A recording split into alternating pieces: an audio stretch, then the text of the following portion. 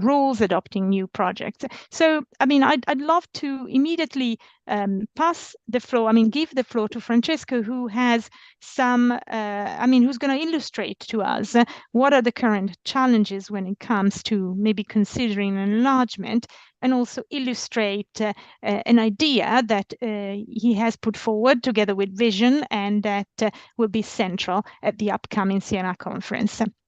Francesco. Thanks a lot, Lisa. I'm sorry that you see two Francesco here, but it's about Zoom. Zoom is an American-Chinese company, for whom does not know it, and no, they boycott ideas to fix Europe. Also, I am in Siena, and there is the Padium, which is going on, as Valentina told students, not just now. And so probably this also is playing a factor. Okay, probably we can, Valentina, we can, before we jump into our big idea, it's a rather new idea. Probably we can ask, Valerio to quickly share, a few slides. The number one, if you go to the next one, Valerio. Okay, so very quickly, for whom is not already familiar with the Vision Conference on the Europe of the Future, which is its 5th edition. There are a number of uniqueness of the project. It's not just a conference, it's a project.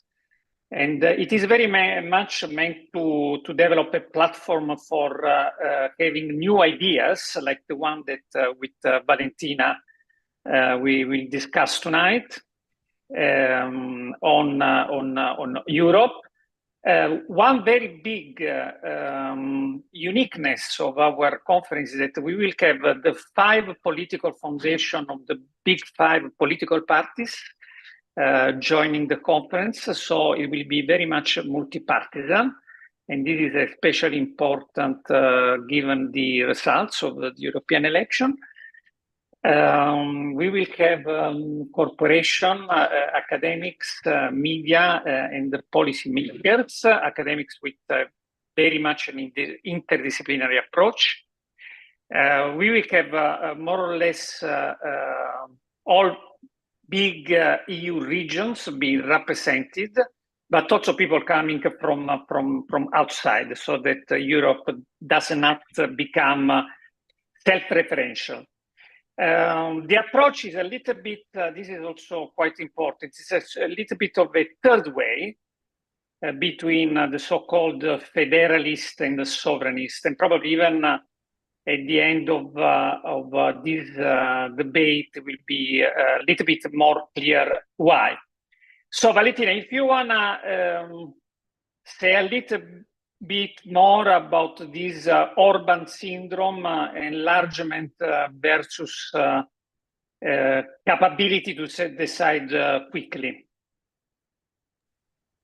Yes, thanks a lot. Thanks a lot, Francesco. Thanks a lot to everyone for being here. As our chair and also Francesco anticipated, our group deals with a very hard topic, which is really at the crossroads of not only the functioning, but even the very nature of European Union, because we are asked to discuss about how we can enlarge as European Union while remaining credible and efficient. So this is quite a huge challenge that we've been assigned. I will work on that with the group of students that you can see there in the Zoom. I am pleased to introduce them to all of the people in this webinar. We have Matteo Agostino, Riccardo Colantuono, Virginia Lemme, Matteo Palanti, and Emanuela Rassu. and we will try to discuss together about these challenges. First of all, which is the very challenge that we are trying to face and to give an answer. The point is that we have this idea of enlarging since the very beginning of the European Union, and we have candidate states willing to join the union. On the other side, we are facing an incredible growing number of crises which need immediate responses and which need a capacity to answer to the crisis and to the problems in a cohesive way. Of course, the more we enlarge, the more it is difficult to take a decision. The problem that the European Union is facing currently is the fact that our way of taking decision in the end gives to the reluctant states the possibility to stop the initiatives of the European Union. As Francesco anticipated, and as you can write in the slides, the point is recently we always discuss about Hungary, about Viktor Orban. This is clearly a problem that we have to consider, but it is not the only question, because as we saw in the history of the European Union, in many occasions member states opposed to some decisions, as it happened, for example, with the approval of a European constitution, which was submitted to referendum in some country which did not pass, as it is happening currently with the Italian government not accepting the reform of the European mechanism for stability. So it is not just about Orban, but it is more generally speaking about how we take decision.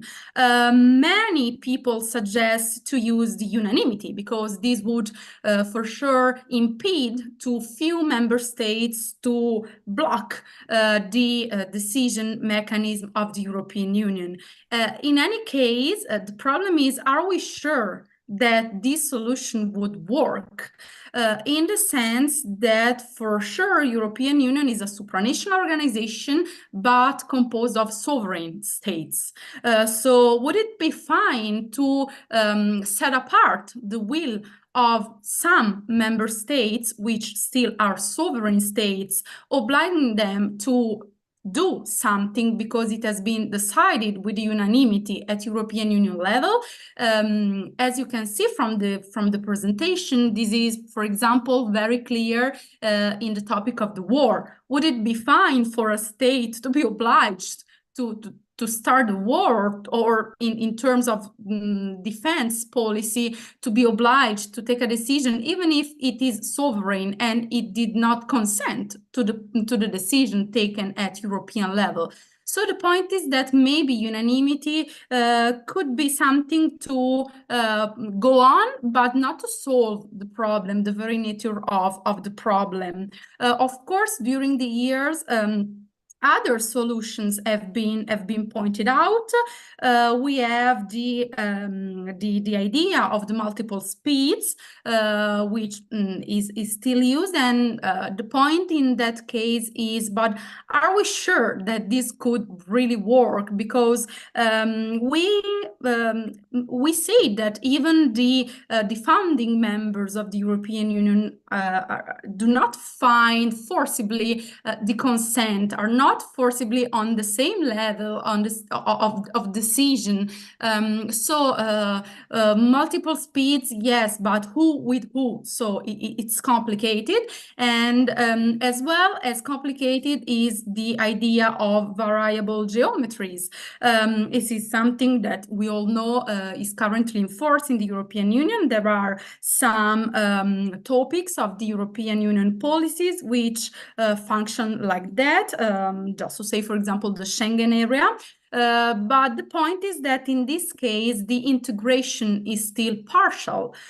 So in the end, this is our problem setting. So this is why our questions are very complicated. Which is the best the best way. The problems are pretty clear, I suppose, and the question is urgent. It is very needed because, as we said at the very beginning, it is not just a question of functioning, but it's a question of being credible. So we already have some ideas that Francesco will explain, and that we will have the pleasure to discuss with our discussants, and then to develop together with our students, in the view of the September conference.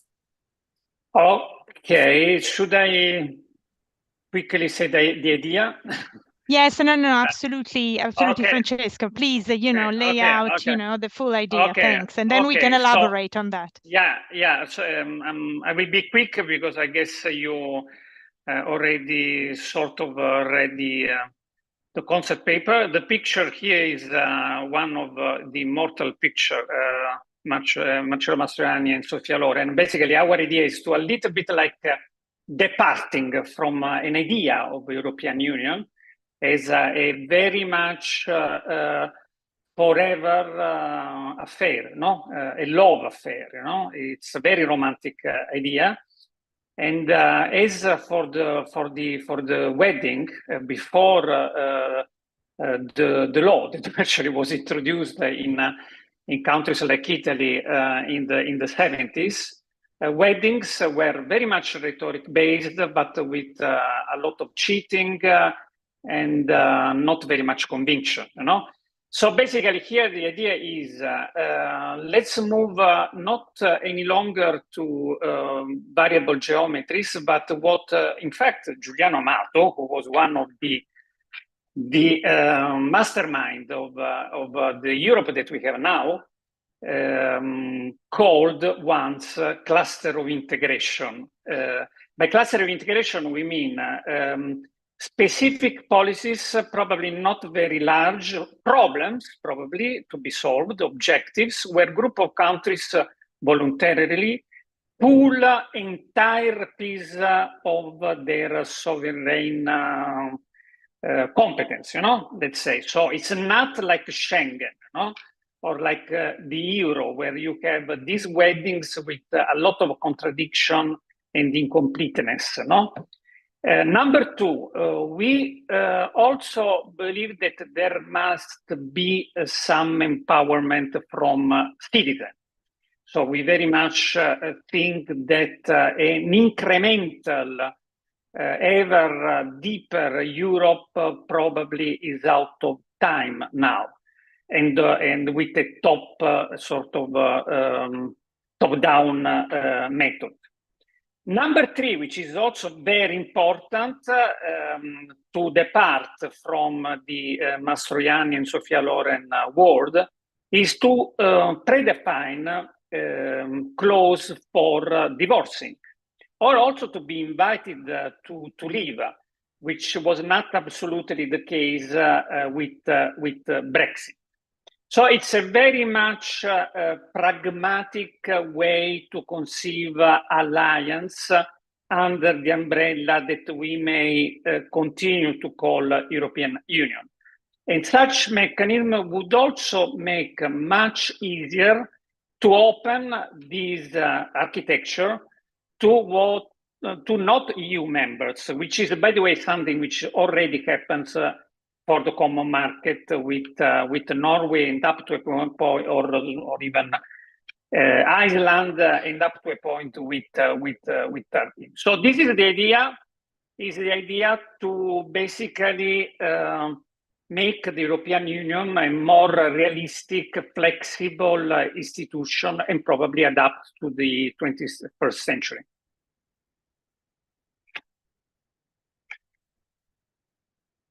Okay. I mean, obviously, you've given us an overview of this very interesting and fresh idea. I'm just asking because obviously I can't see if we have all the participants on, but are we ready to start a discussion about the idea? Do we have the discussants here? We have Elena, Veronica, Stefania. And Daniel not yet connected, right? Daniel probably is not connected, but I would start with Elena, quite honestly, because Okay. I think you need to leave at a certain time. Yeah. Okay. Let's discuss the merit of this proposal vis-a-vis, the other ideas which are often discussed, as we said, getting rid of unanimity, the 2 or 3 speed Europes, why is this better or maybe not? I mean, depending on, what you want to sort of argue here today. Now, it essentially depends on how this is all worked out. So before I start with saying anything, thank you for having me and thanks for organizing this discussion. And I think it's important to have conversations on the future of Europe, conversations on the future of enlargement. And it's an incredibly important topic, especially in the moment in which we are, in the moment where European security and the survival of Ukraine depends on how Europe, the EU, actually approaches the question of enlargement. And I think that this is something that we need to have in the back of our minds whenever we start discussing any questions about the future of enlargement. Enlargement in itself has, I would say, 3 different dimensions. If you bear with me, I'll just go through them quickly. One is what is happening at the EU level, and that's related to the proposal that we have here today. And whichever direction this proposal takes, it's also important to have in mind dimensions number 2 and 3. And the second dimension is the politics and policy of the EU vis-a-vis the current candidates, so something that goes outward. And the third dimensions are the dynamics and the integrity of the process, which are often very much overlooked. Now, if we think about these 3 dimensions, it's important to perhaps have a comprehensive view of the details of what this proposal would essentially entail. So at the moment, at the level of an idea, I would say that it might be quite similar to some things that are already on the table. So there has been the idea of a broader European political community that kind of was based on something that had been proposed in the 1990s. It didn't fly off then. It didn't fly off when Macron proposed it a couple of years ago, and it's not going to fly even now.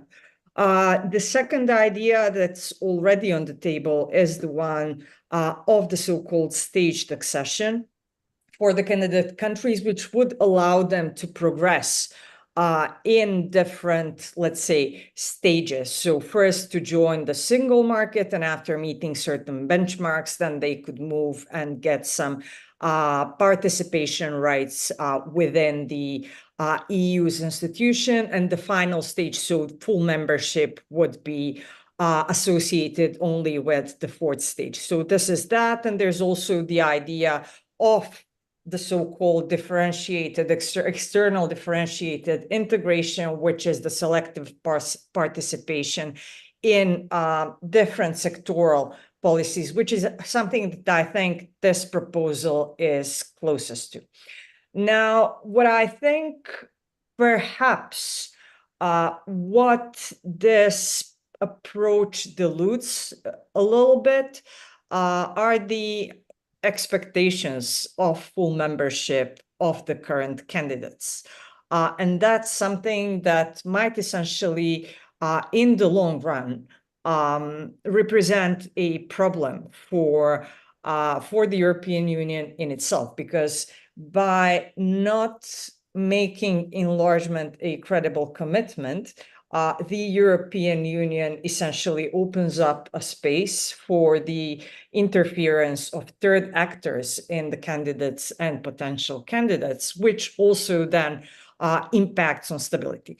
Now, what I want to say with this perhaps a little bit gloomy vision is that when considering perhaps the different options, one factor that we really need to account for is the fact that these countries are not EU member states, and that it's important to prepare them, to stabilize them, to make them secure, because the European Union, at the end of the day, is surrounded by these countries, and they need to follow a democratic route. Now, obviously, there are always fears of having another Orban in Europe, but Orbans in Europe emerge also not only from Eastern Europe. We have quite a lot of, let's say, radical populist leaders also emerging in Western Europe now. So I think what is important is perhaps to think of an idea of Europe that will be capable of delivering on the promise of enlargement, capable of democratizing these countries. And I think that in that respect, I'm not so sure that these halfway solutions would be the best possible option in the long run.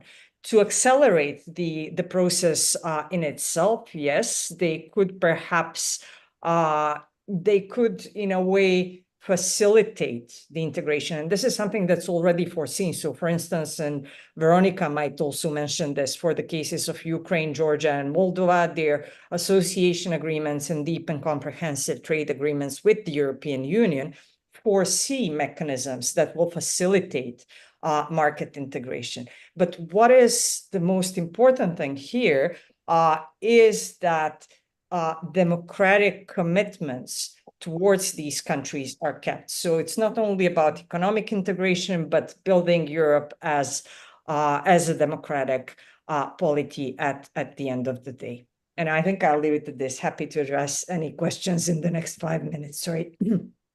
Okay. I mean, do we want to sort of start with questions right away for Jelena, or maybe hear from Veronica and Stefania first?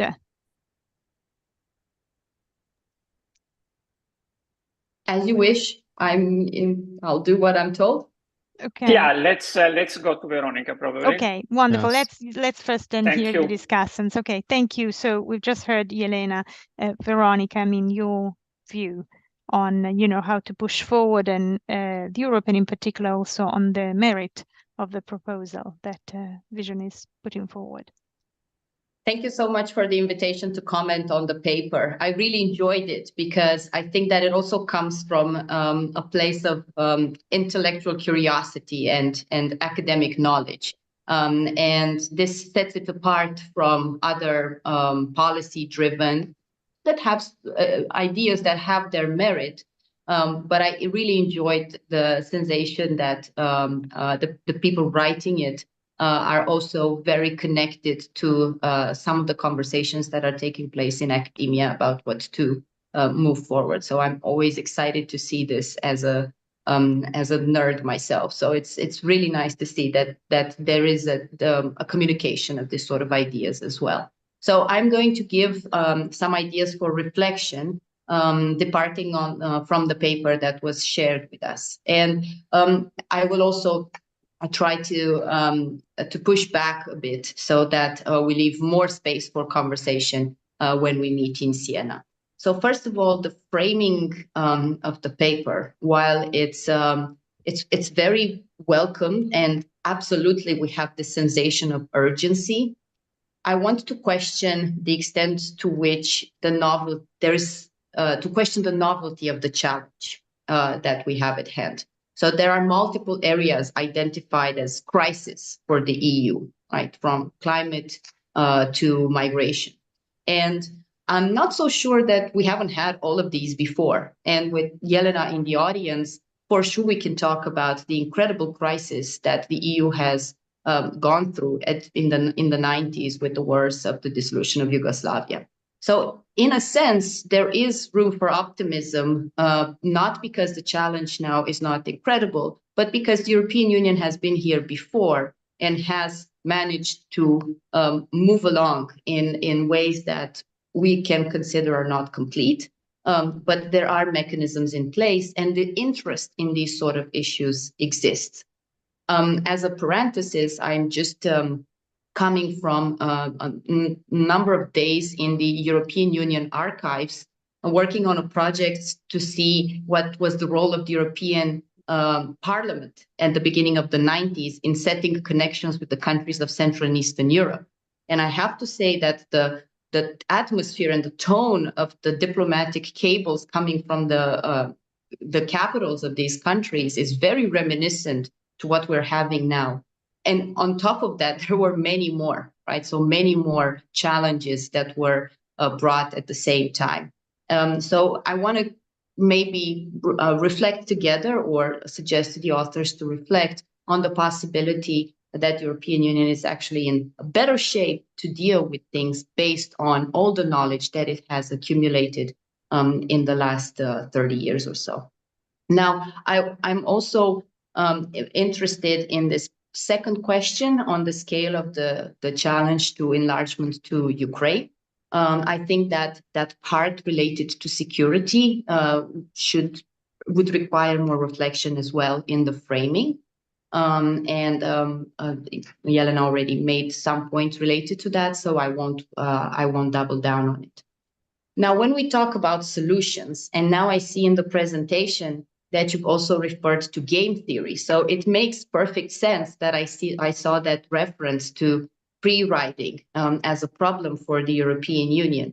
And this is very important because this is exactly the place from where solutions such as qualified majority voting come from, right? So it's this idea that it's correct to think that you have to think in terms of coalitions, think in terms of free riding, trade-offs, bargaining, but also here we need to add the part about heterogeneity, right? So the questions about enlargement are very much connected to the idea that you have a lot of people, a lot of new people, new states, new firms entering the European Union that have different interests, right? So it's correctly identified that decision-making is hard. So the solution answers to that. But I would also suggest that it's mostly because of the heterogeneity among members, and that's what we need to deal with. And it's not just this part about the free riding.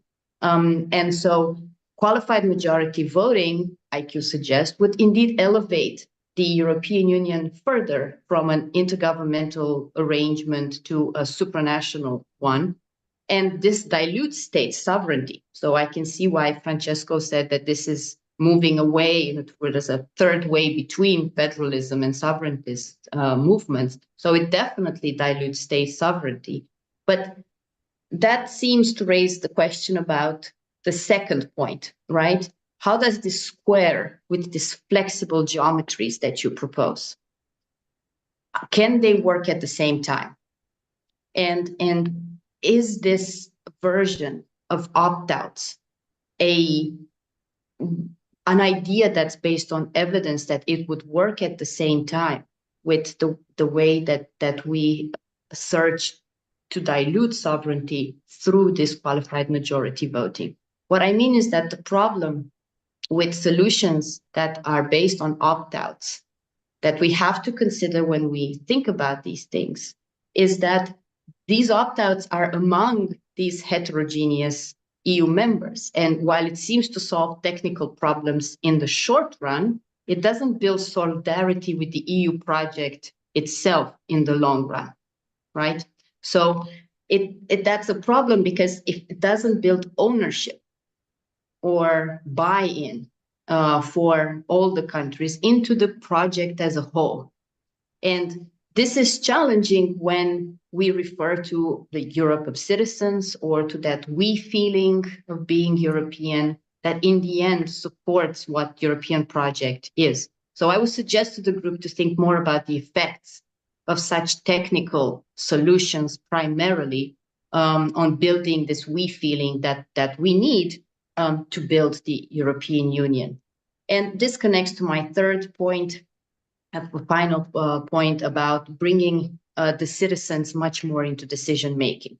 While this idea that you suggest, which is really very interesting and also quite scary but radical, I understand, on having referenda on important issues, right, on climate or issues such as or climate policy, it seemingly puts indeed the decision in the hands of the people, of some of the people, some of the time, and it does seem to likely create separate communities of interests for them to choose from. But at the same time, again, it suspends that idea of building a European citizen and putting the European citizenship with a large buy-in into it at the center of decision making. So this would be the 3 points that I think merit more reflection. And 2 minor points that I want to make is that there is a question there at the end of the paper that I think it's very interesting. And that is an excellent question on whether there is a maximum limit to enlargement. Because we mean well, we tend not to ask this question as often as we should. Or we do it in private, we don't talk about it, we don't write about it.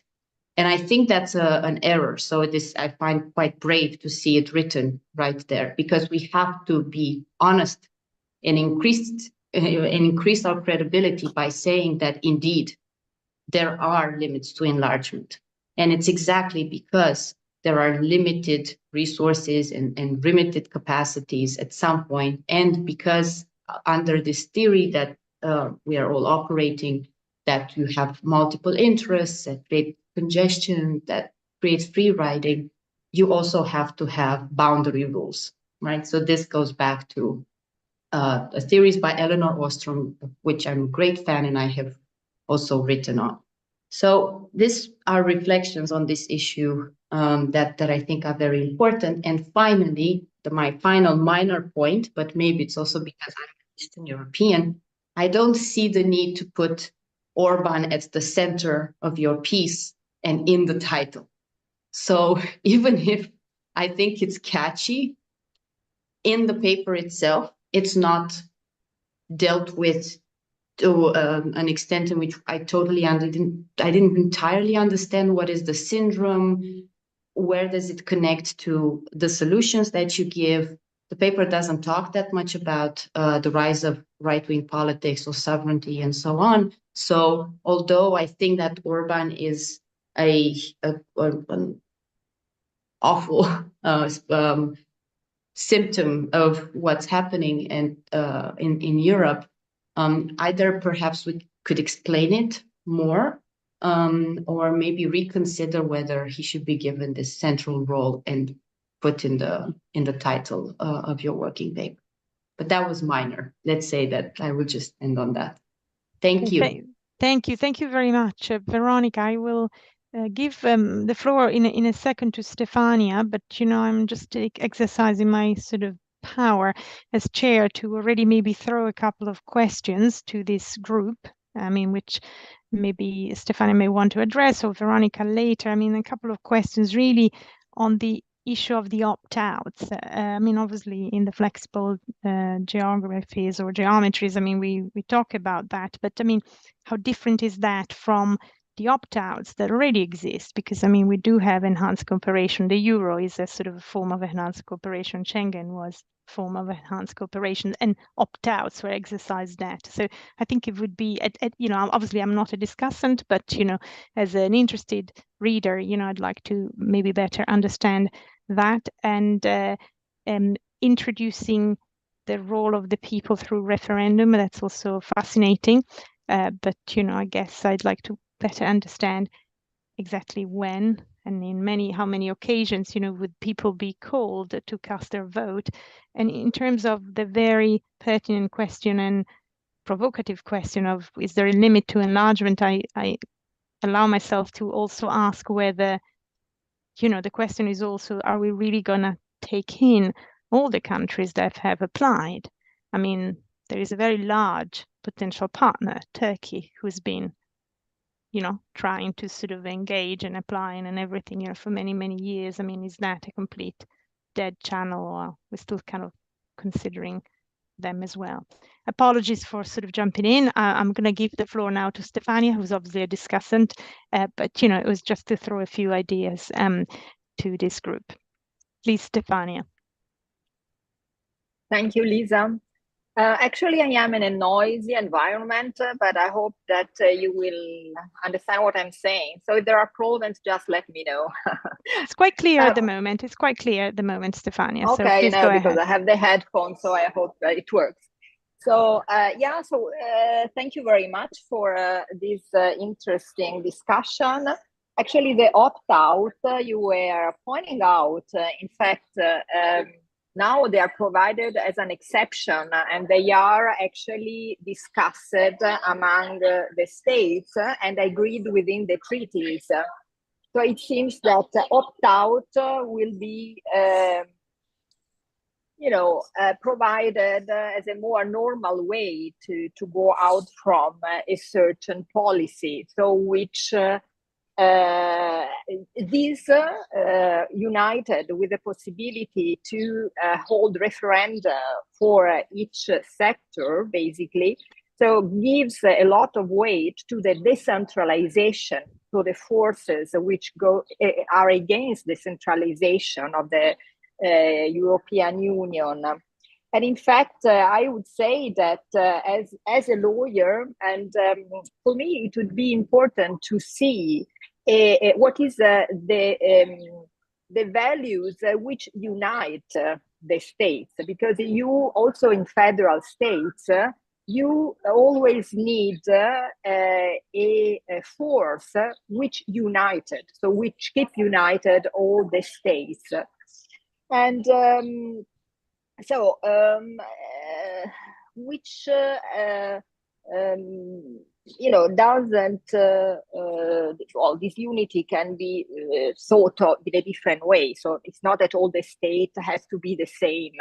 So this suggestion of the cluster is a legitimate one, in fact. And also the idea of enlargement is not a fixed one. From the start was conceived as a very flexible way and a political way of enlarging the union. And also at the beginning, we didn't have any criteria for enlargement. So the only criteria with the Maastricht Treaty was the one of being European. So the state has to be European. And in fact, the Morocco applied to the the European Union, but then his application was rejected because it was not within the European geographical area. And then came Turkey, which is in the middle between Europe and Asia, in fact. But you know, Turkey is a very particular state, because Cyprus, for instance, is considered to be in the Asian continent, but was accepted to the European Union. So, you know, this geographical boundary doesn't apply very well. Then for each enlargement of the European Union, some criteria were created depending on the new candidate countries. So, for instance, when Spain and Portugal, Greece applied, we introduced mention to human rights protection. And then, you know, then also when the 10 new member states applied, then we were more worried about the rule of law. But in fact, the fact is that that comes from this, in the Treaty of Nice, didn't make any real change to the decision-making governance in the European Union, and more specifically to the Council decision-making procedure, which is based on unanimity and give the veto to each member state to the most important competencies of the European Union. So that, of course, during the crisis, so the last crisis, the Euro crisis, the pandemic crisis, and so on, there was an issue of ensuring the unity of the European Union, because all the solutions which were created outside, so on an intergovernmental basis and not within the treaties. And one of the positive result of the Next Generation EU is this one, to have created new solutions to finance new projects and the competencies within the member states, putting that and using instruments which are within the treaties. So this was seen as a very good result. But of course, if more competencies are not more competence, but if we want to strengthen the power of the European Union, we need also to provide for a decision-making governance which is more efficient. And there are in these there is also the fact that the Ukraine has changed the politics of enlargement. The issue is now the one, I think, of the values. If you think that Bulgaria and Romania are subject to cooperation and verification mechanism for their problem related to judicial system and control of corruption, and on the other side, Hungary and Poland have also renounced to some fundamental European Union's rights and have problems with the rule of law. So now, actually, we see that we have given for granted some values, and the rule of law is now probably the unity mechanism which grants the unity of the European Union. Well, the mechanism which was applied and seen for the monetary union, so for the euro, was this. So which also Prodi, Romano Prodi, for instance, was putting forward. So the states who agree on deepening their integration, they go ahead. The others can stay out, but there is always a mechanism of cooperation so that those staying out, they can always have the possibility to join. And also those who are out, they do not have to frustrate those who want to go forward. And of course, now there are also issues because, putting a lot of emphasis on specific policies is also dangerous. Think of agriculture. So if Ukraine joined the European Union, a lot of funds will be given to Ukraine on the basis of agriculture. So, and you have to find an agreement on that. So who is voting in favor? It will not work. So you have really to find a compromise. So and also this solution should not, should be, how can I say, feasible. They should be feasible, because otherwise, if we let Ukraine join in, and we have to give a lot of funds for agriculture, of course, the balance among the states of the European Union will not work anymore. I will stop here, and I have given only some points which, of course, can be discussed more in depth during the conference. And so thank you very much.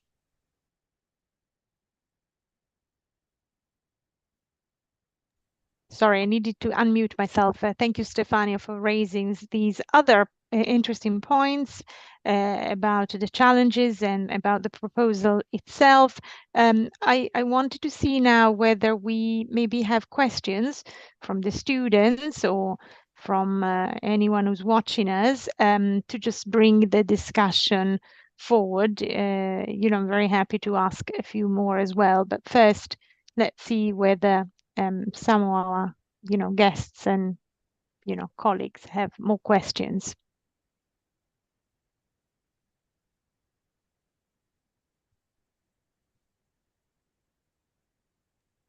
I believe we have a question from the Q&A. Excellent. Yeah. Oh, okay, I can read it. How can the EU design robust mechanisms to facilitate multi-speed integration that respects national domination while maintaining the integrity and cohesion of the Union? I hope I was clear.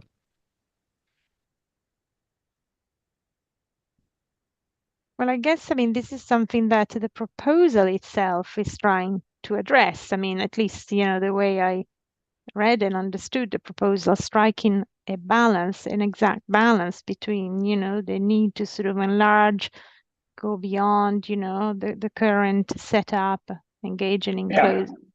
Right? Maybe Francesco, you could make a few comments. Yeah, a few comments. Well, it has been very, very interesting, and I really hope students will help to integrate these comments into the proposal, to change the proposal so that we have a proper idea by the end of the conference. That would be the real objective. Well, let me... Yeah, I have a few comments, but I don't want to monopolize. No, let me say that the idea here is to make Europe both deeper and larger, no? If you want. As you very much know, the project was defined by people like Giuliano Amato, but even more my very good friend, uncle Romano Prodi, as ever deeper, ever larger, no? It was the idea, no?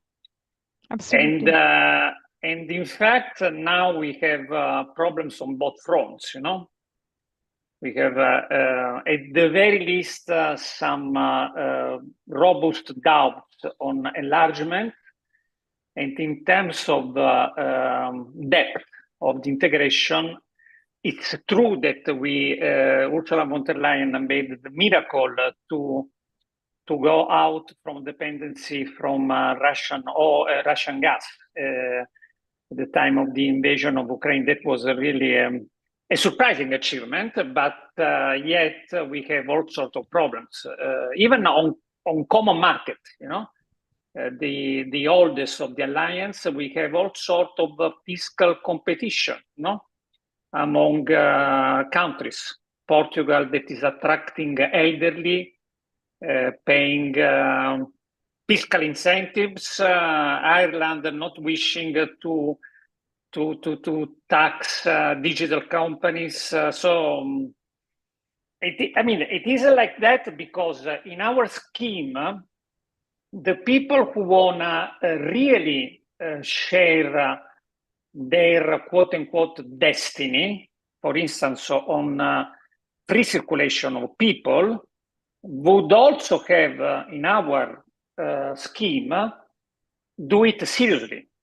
The Schengen Agreement is serious up to a point, because if you have free circulation within countries and every country has got its own regulation at the border, you have all sorts of problems. You have a suboptimal sort of arrangement, like, and then you have all the problems that we know on immigration, but even at the time of COVID was like that. At the same time, such a scheme would allow the Union to even go beyond its present border. It was very interesting, the question of which is the limit to the European Union. Quite honestly, a country like Turkey poses a very big paradox, because as you all know, Turkey has got a small piece of the country within Europe and another piece in Asia. But then you may even argue, but why? Why should we not allow countries with whom we may, like in the Mediterranean? Now, unfortunately, with Tunisia is not so possible. But there, as Stefania said before, it would have been probably wise to have some agreement with North, not to speak about our British cousin. They are out, and yet, they very much could be at least part of an Erasmus or a defense project. So that's the idea. Okay, thank you, Francesco. In the meantime, do we have other questions? Because if not, I have one. I mean, obviously, we've been discussing about, so how to look at enlargement, the mechanism, maybe, discussing the issue of, removing unanimity, of course, which blocks a lot of the processes. But, how confident are you, Francesco, in a discussion that people may embrace such a mechanism, given that what is at stake often is money, and that obviously one of the reasons why some people or some citizens are reluctant to enlarge, the current setup is that money would flow from, I don't know, moderately rich countries now to poorer countries that join us. I mean, Ukraine and agriculture, it was mentioned before, it's an obvious case. So I'm just wondering whether there is a bit of a trade-off for what inevitably will be a rebalancing of the resources.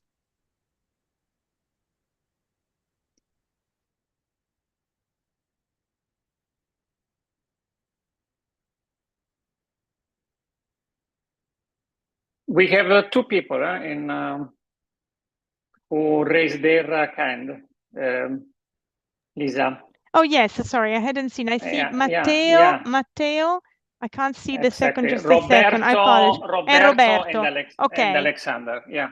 Oh, but as you wish. Yes, maybe Matteo and then Roberto. Is that okay? Okay. Yeah. Perfect.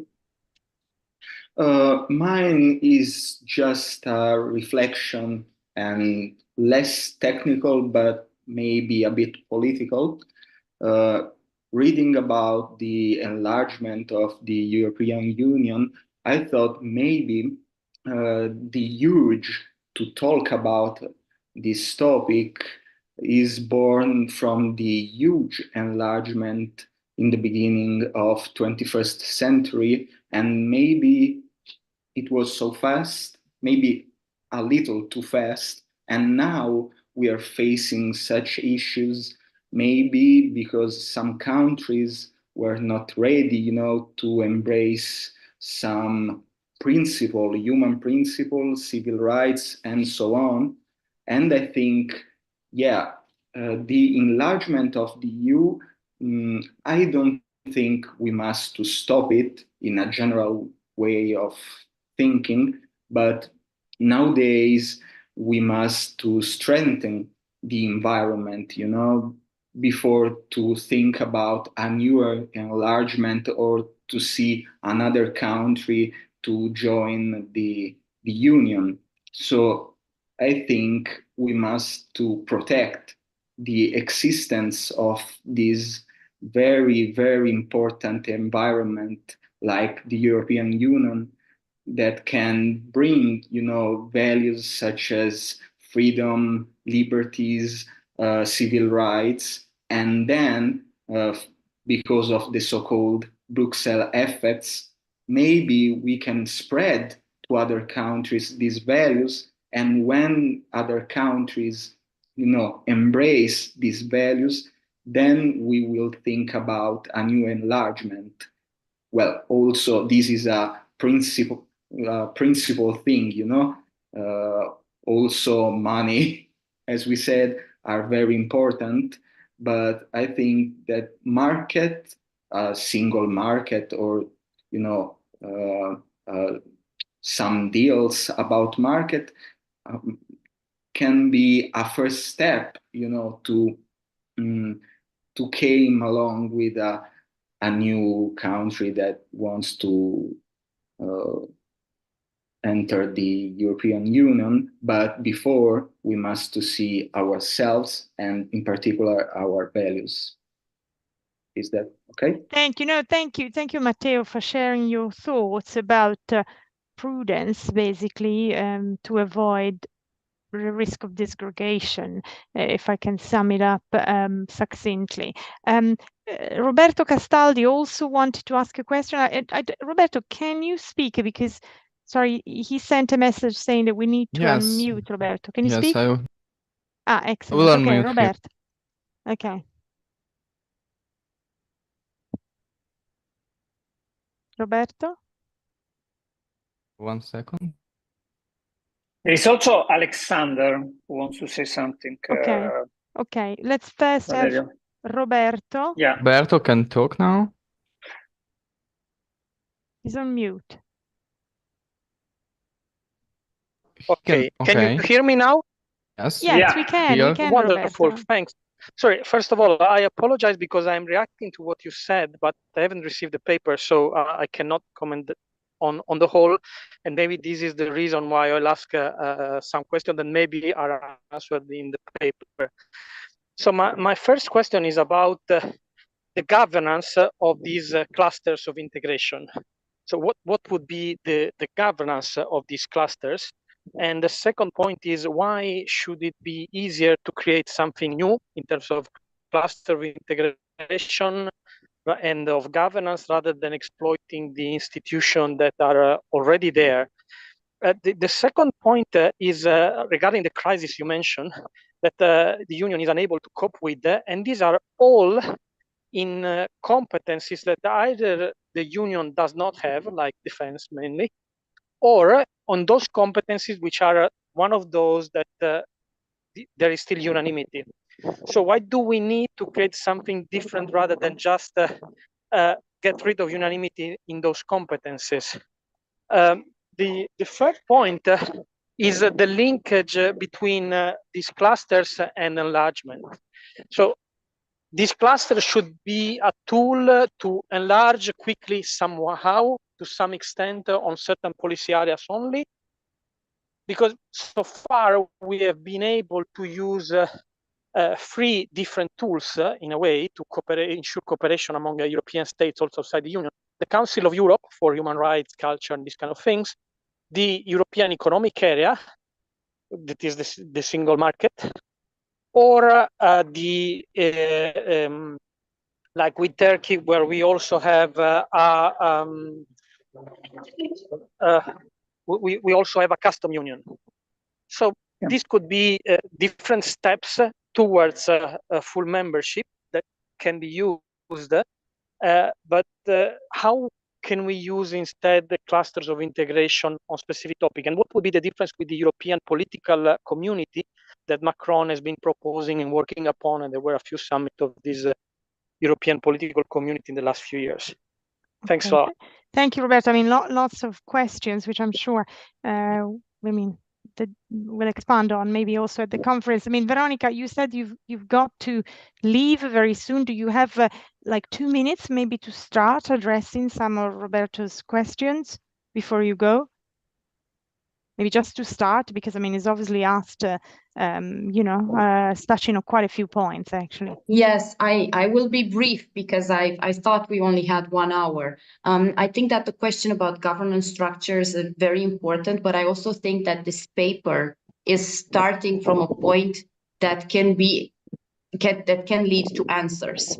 And because of the structure of the cost-benefit analysis, the idea of boundaries, that's why I immediately thought about what we have learned from previous literature, from the economics usually, on how to govern the collectives that we have to deal with and how to deal with the problems of collective action. So I think that going back to standard, Eleanor Ostrom ideas of how to deal with these sort of issues and looking at the underlying resources that I think we need to pay attention to as the major goods that European Union generates is what will give us the key on how to move forward. And this is where we know that we have to strengthen our monitoring mechanisms, that we have to make sure that there is such a thing as solidarity that is distributed, and that there are boundaries that are set up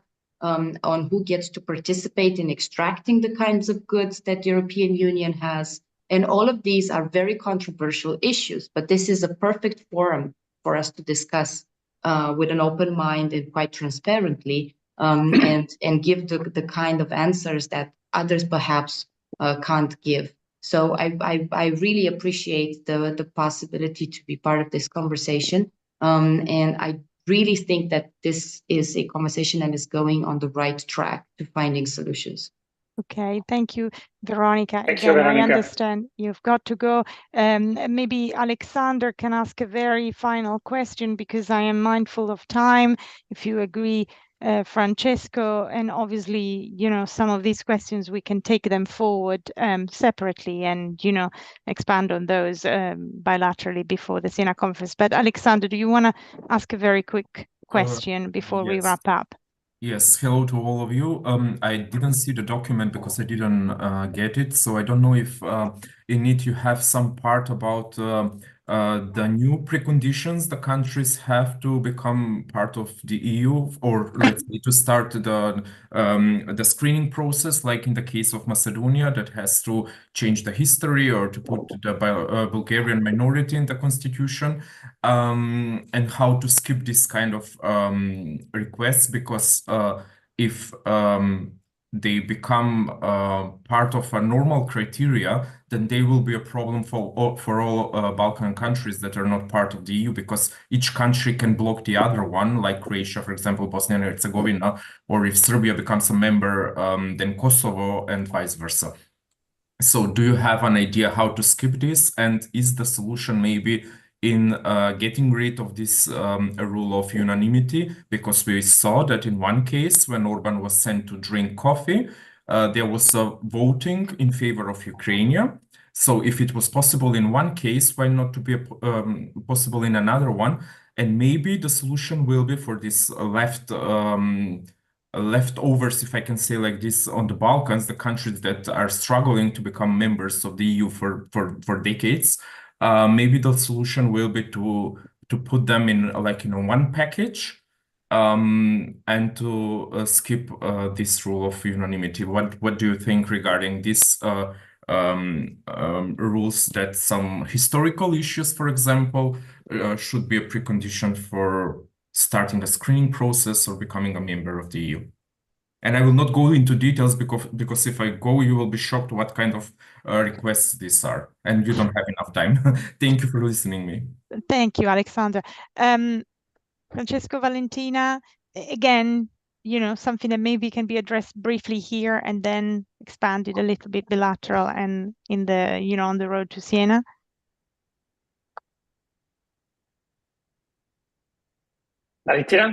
Valentina, you're on mute. Valentina, okay. Can you hear me? Yes. Okay. Sorry. No, I mean, we're pretty running out of time. So I think that I collected many information, many ideas. I think that we have a lot to work on. I also was interested by this idea of the limits, the boundaries that we can establish. I just thank everybody, and I have to think about all the information that have been added today. Okay, fine. Sorry, there was some background noise. I mean, again, I think that the questions that maybe Alexander put, I mean, there's a bit of lack of time now, but maybe, there's can be also the bilateral discussion, and maybe you can share, Valentino or Francesco, the paper with Alessandra. Francesco, do you want to say a few more words? Yeah, very final. It's a little bit on the notion of state, on which we probably have some intellectual, I don't know how to say, ambiguity, legacy. I don't know. I mean,